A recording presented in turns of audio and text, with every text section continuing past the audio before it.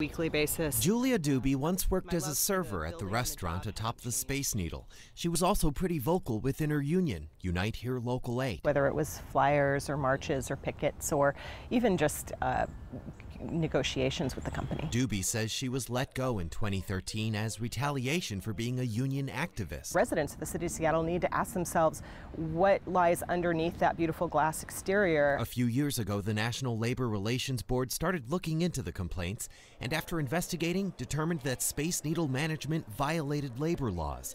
Space Needle LLC, which owns the attraction, disagreed with those findings and took the matter all the way up to the Ninth Circuit Court of Appeals. There was no manipulation of the recall process, Your Honor. The court recently denied Space Needle's request that the court review the issue involving Doobie.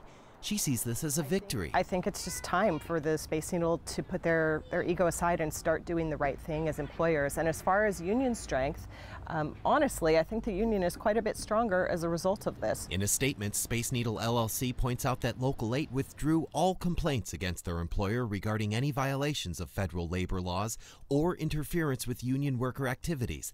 The company said, quote, "We believe that we employ some of the most talented workforce in the Pacific Northwest. We have a commitment to our team members, our guests, and to the community to preserve the Space Needle as a civic icon for future generations, and this translates directly into long-term job security."